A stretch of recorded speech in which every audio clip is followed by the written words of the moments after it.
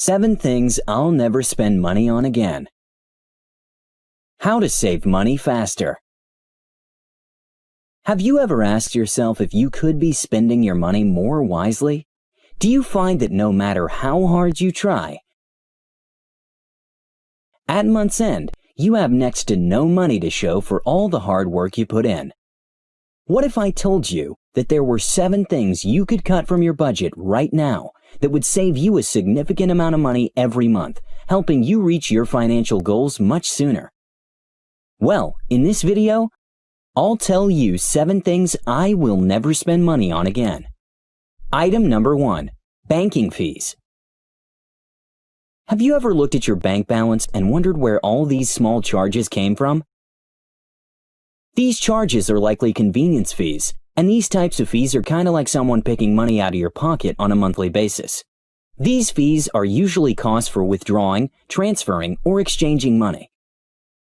And while a couple dollars here or there may seem harmless, paying $5 to $10 a month adds up over time. Think about it. That's the cost of a Netflix subscription every month that you're just freely handing over to the bank. When I realized just how much I was being charged by my bank, I realized I had to put a stop to it. So, in order to avoid these charges, I talked with my bank representative and told them that I would move my money elsewhere unless they waived these fees. And what do you know? The fees were gone that same day. Item number 2, gambling. When I first hit the legal age to gamble, my favorite thing to do on a Friday night was to go to the casino. I would sit down at a slot machine, insert my money, and pray that I would strike gold and win the jackpot. At that time, I had more money than brains, which led me to losing hundreds of dollars each and every visit, which is money I can only wish to have back. Sadly, I had absolutely no idea just how bad my odds of winning were. In fact, the odds of winning the grand prize on a slot machine is on average 1 in 49,836,032. So my chances of retiring on a big casino win were minute at best. Unfortunately, many people fall victim to the perils of gambling. Whether they play to win big or just to pass the time, gambling is never in the favor of the player, which is why there's the saying, the house always wins. Once I learned my odds of winning, I promised myself that I would never spend money on gambling ever again. Item number 3, credit card interest charges. As of 2019, Americans are in over $1 trillion of credit card debt, which is up from $850 billion just 5 short years ago. Besides having outrageous amounts of debt collectively, these people are paying billions of dollars worth of interest each and every year. While credit cards can be a useful tool when used properly, many people fall victim to the vicious cycle of only paying the minimum balance. You see, paying the minimum balance only gets you so far. Sure, it can help you avoid ruining your credit score, but each dollar of debt that isn't paid off will be subject to an interest charge, the average being 19.24%, meaning that your original purchase just got costlier. For instance, if you have a $1,000 balance on your 18% interest credit card and you only pay the $100 minimum every month, it will take you 11 months to pay it off, of which almost $100 of it is just interest. In order to never pay credit card interest again, only charge your credit card an amount you know you have the money in the bank to repay. Taking this one step further, set up automatic credit card bill payments, because even if you have the money on hand, failing to remember to pay your bill will cause that interest to start compounding.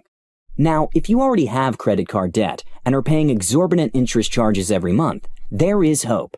In order to avoid paying these high costs, inquire as to whether you can move your debt onto a lower interest line of credit, which will instantly cut down the interest expense related to your debt, so you can focus on paying the principal amount instead. Item number 4, cable. When was the last time you actually watched a show at its intended time? For most people, paying for cable simply isn't worth it, making watching live television a thing of the past. As of 2018, more than 33 million Americans have canceled their cable subscriptions and have opted to spend this money on cheaper entertainment outlets.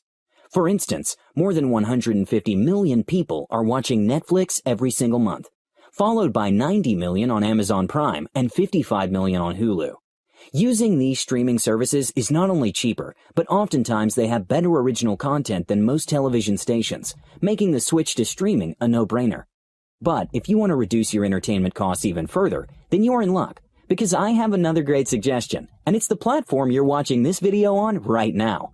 YouTube has an endless supply of quality content that can keep you entertained for hours and help you build up that bank account at the same time. Item number 5. Expensive gym memberships. I'm sure you've seen it before. Someone gets excited as the new year rolls around, signs up for a premium gym membership, hoping to make this upcoming year the year they get fit. Then, within a few months, they're back to their sedentary routine while their gym pass collects dust. Statistics show that about 80% of people who sign up for a gym membership quit within the first 5 months.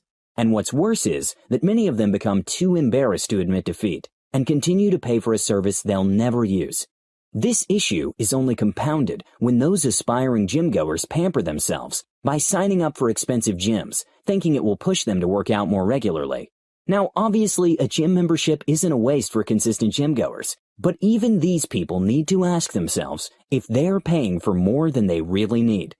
Nowadays, many expensive gyms mimic the feel of a spa and make sure to charge you as if they were one.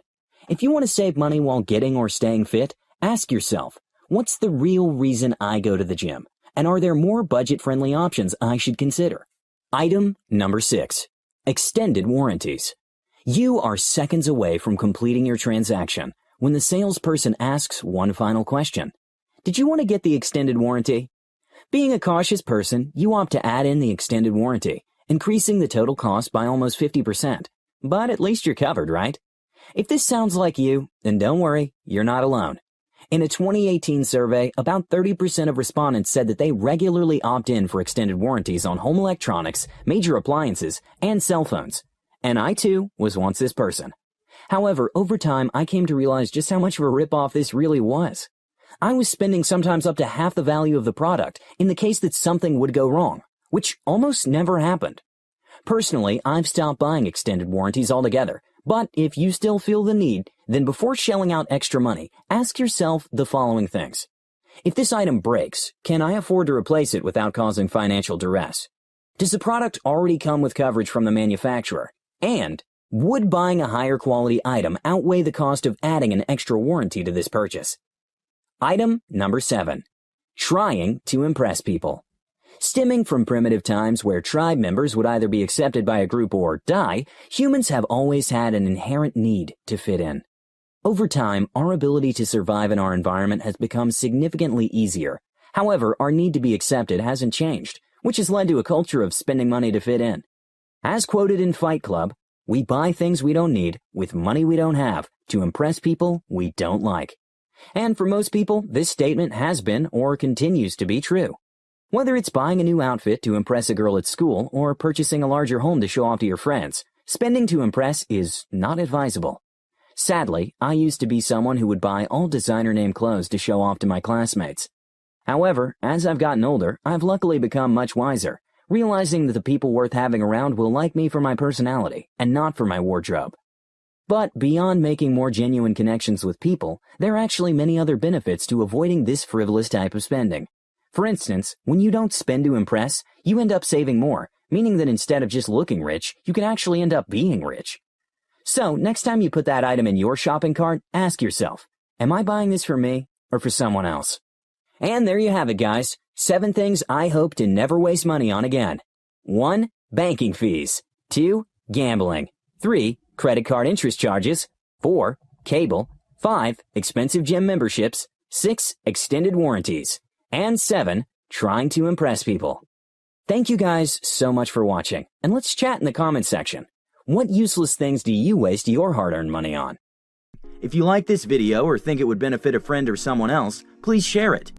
Also, guys, please do me a favor and click on the bell icon and enable notifications if you're a subscriber. If you're not, well, welcome to the channel, and I hope you do subscribe and enable notifications. With that said, thanks for watching, and I'll see you in the next one.